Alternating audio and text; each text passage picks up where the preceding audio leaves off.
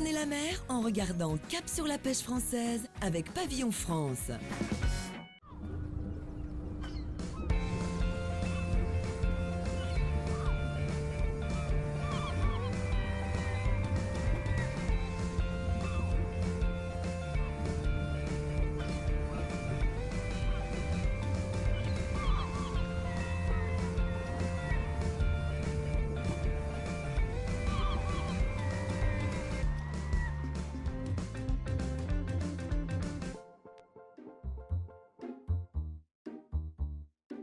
Cette semaine, retour à Saint-Jean-de-Luz sur un bateau de pêche à la Bolinche. Le départ en mer n'a lieu que ce soir à la nuit tombée, mais avant cela, le patron pêcheur a quelque chose à nous montrer.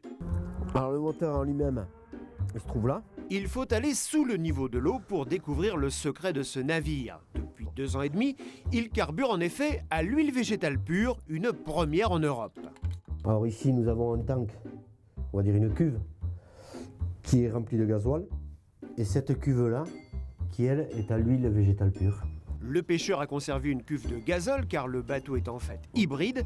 Lorsqu'il part en mer, il consomme 80% d'huile végétale pure et 20% de gazole. Il démarre au diesel et bascule en biocarburant dès que le moteur est suffisamment chaud. Tous les jours quand je viens, je regarde mes niveaux, je vois lequel qui en a le moins, j'en rajoute. Non, il n'y a aucun inconvénient. Évidemment, il a fallu faire quelques aménagements dans la salle des moteurs, mais la pièce maîtresse, elle, n'a pas changé. Alors le moteur, c'est exactement le même que tout moteur de bateau. Les seules choses qu'on a rajoutées, ce sont ces petites sondes de température, ici, qui via un boîtier nous permet de capter la température d'échappement et de basculer à l'huile lorsque le programmateur le décide. Les seules vraies installations placées par le mécanicien sont discrètes mais indispensables. Il y a un réchauffeur d'huile qui réchauffe l'huile à environ 60 degrés, une filtration, ensuite une pompe ici de gavage qui pousse l'huile dans le moteur et ensuite une électrovanne qui est commandée par le programmateur et qui bascule le moteur automatiquement à 100% à l'huile végétale pure. Le programmateur, le voici, un ordinateur à l'intérieur du bateau dont le rôle est primordial. C'est lui qui fait basculer la ponction du carburant d'une cuve à l'autre au bon moment, c'est-à-dire à la bonne température. On peut sélectionner, par exemple ici, on sélectionne 320 degrés pour le passage donc, à l'huile végétale. Donc tout cela se fait automatiquement, que ce soit à la montée de température ou à la descente quand ça repasse au gasoil. L'huile ne doit surtout pas être utilisée à froid car elle est trop visqueuse. Elle devient plus liquide avec la chaleur et le moteur ne risque donc plus d'être endommagé. Grâce à ces boîtiers électroniques, de nombreuses données sont également collectées pour vérifier qu'il n'y a pas d'anomalie. Ce moteur a derrière lui 6000 heures de mer et aucune dégradation constatée, ni encrassement. C'est là qu'on a pu constater via un dynamomètre, puisqu'on l'a essayé dans les mêmes conditions, que ce soit au gasoil ou à l'huile végétale. Et on a constaté une réduction de consommation de l'ordre de 10 à 15%. 10 à 15% selon le mécanicien et même 30 à 40% selon le pêcheur. Alors, même si pour l'instant l'huile est plus chère que le gazole maritime, cela pourrait devenir une aubaine financière dans les années à venir avec la raréfaction du pétrole, une initiative écologique financée d'ailleurs par le ministère de l'Agriculture et de la Pêche et par l'Union européenne. Alors le projet Itsasoa a été lancé en 2009 sous l'égide du ministère de l'Agriculture et de la Pêche. Itsasoa signifie la mer en basque, c'est l'acronyme pour itinéraire technique de substitution agricole pour la sauvegarde de l'océan par l'artisanat. C'est un projet qui vise à mettre en place la filière complète de production et d'utilisation de biocarburants de première génération. Et l'intéressant est que c'est le premier projet européen en matière d'utilisation de biocarburants de ce style en filière courte dans le domaine de la pêche maritime professionnelle. Nous avons sur le port de Saint-Jean-de-Luz 2 unités de pêche, donc le Lapourdi et le Naikari, qui sont 2 unités qui partent tous les jours pêcher le merlu de ligne pour le Naikari et à la Bolinche pour le Lapourdi.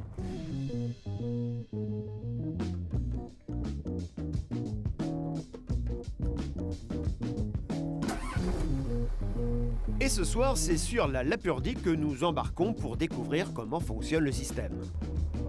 Là, on attend les matelots. Voilà, comme il nous manque un petit peu d'huile, on va refaire un petit peu le plein. Les matelots arrivent un à un tandis que le soleil se couche. Direction le quai d'en face où se trouve la station d'huile, une pompe unique en Europe.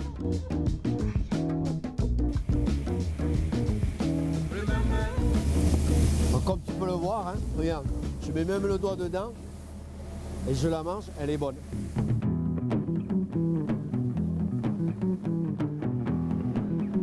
Le plein terminé, le bateau peut quitter le port. Avant d'arriver à la jetée, l'allure est trop faible pour basculer du gazole à l'huile, mais dès l'arrivée dans la baie, un premier voyant s'allume, puis un deuxième. Voilà, mais là, voilà, on vient de passer à l'huile.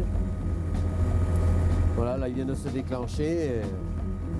Et là, maintenant, ces deux boutons me disent vraiment, hop, ça y est, on est à l'huile végétale pure. Voilà, mon moteur, on n'a rien senti, il est passé à l'huile.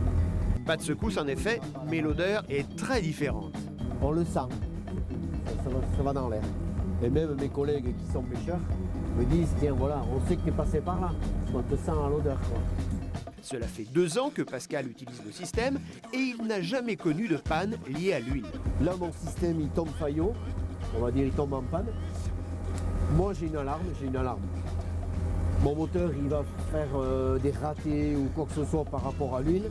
J'ai un bouton où je peux déclencher le système et avec mon autre cuve qui elle est au gasoil, ben, je fais tourner mon moteur.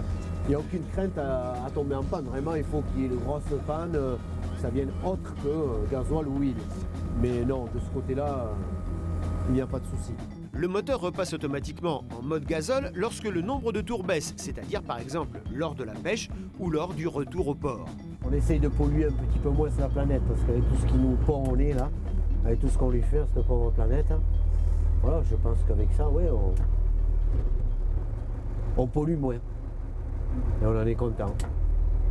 On pollue moins la mer, l'air, voilà. L'huile végétale pure est aussi un produit issu d'une filière courte de l'huile produite localement par des agriculteurs de la région. À Pérorade, cela fait 6 ans que ce fermier transforme le colza et le tournesol en huile. Et chaque année, on met en culture à peu près une dizaine d'hectares de colza et du tournesol, à peu près l'équivalent. Voilà.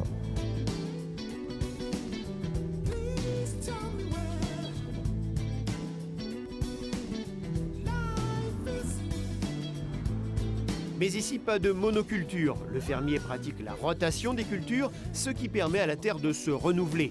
Tout est ensuite transformé à la ferme grâce à cette machine. Donc nous avons le stockage de graines de colza en haut, qui par gravité arrive dans le cône. La graine, la voilà, ça c'est la graine donc de colza à l'état brut. Elle passe dans la machine.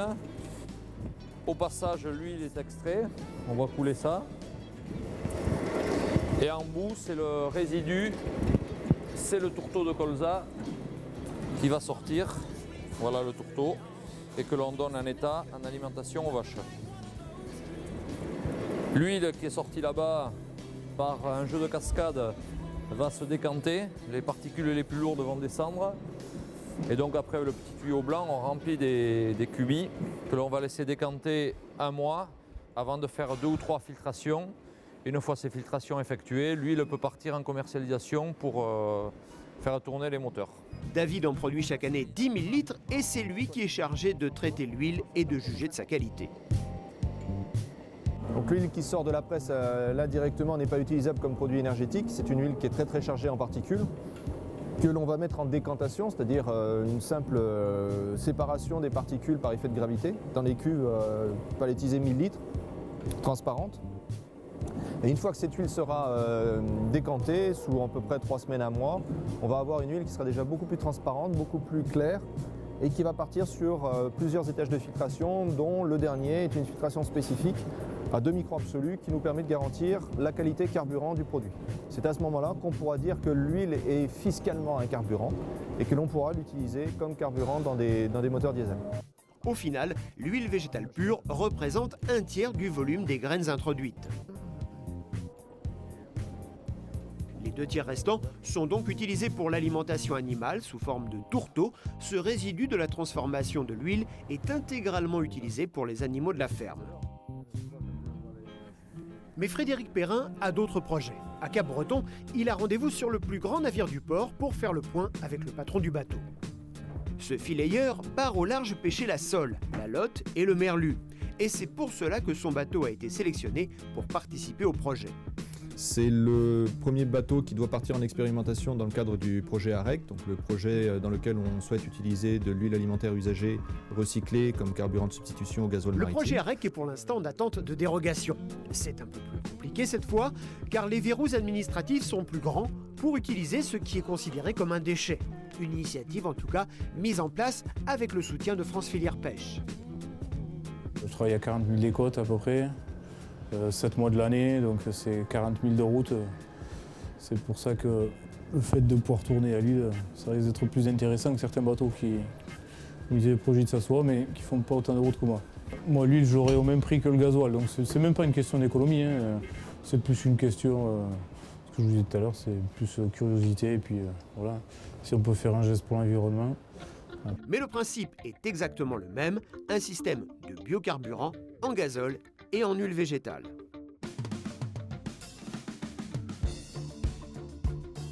On va venir la raccorder, donc on va installer des thermocouples Ouais. sur l'échappement, les réservoirs, le moteur, Ça, c'est l'air, tout ce qui est température. réception de données, quoi, en fait. Ouais. Le moteur n'est pas encore équipé, mais ici, comme à Saint-Jean-de-Luz, il n'y aura pas de grands travaux à effectuer car le bateau possède déjà 2 cuves. Il suffira donc d'en convertir une à l'huile. Ah non, moi ça me change rien du tout, juste que quand je vais faire mon plein, avant j'ai un remplissage commun pour les 2 cuves, je remplirai une cuve au gasoil et une cuve à l'huile. C'est tout ce que ça me change, rien d'autre après. Non, puis c'est comme pour Itsasoa au début, c'est Pascal Gonzalez pensait que ça allait être compliqué de faire le double approvisionnement. Et vu la situation qu'on a du stockage d'huile, ils ne voient plus la différence maintenant. Ouais, C'est bon. partie de leurs habitudes. Donc C'est c'est bon. comme ça qu'on opérera aussi ici. Faut que tout le monde joue le jeu. Hein. Tout à fait. Le premier plein devrait avoir lieu dans les semaines à venir. Non. Moi, il me tarde juste de voir si ce que disent Pascal et Marie, si c'est vrai que tu gagnes du couple et que tu économises du gasoil. Bon, ça je veux voir. Moi aussi. Moi aussi. Pour Christophe Perrin, l'initiative ne s'arrête pas là. Il imagine déjà de futurs carburants à partir d'ordures ménagères ou encore de déchets de caoutchouc. La semaine prochaine, nous mettrons cap sur la Loire-Atlantique pour découvrir la pêche immobile.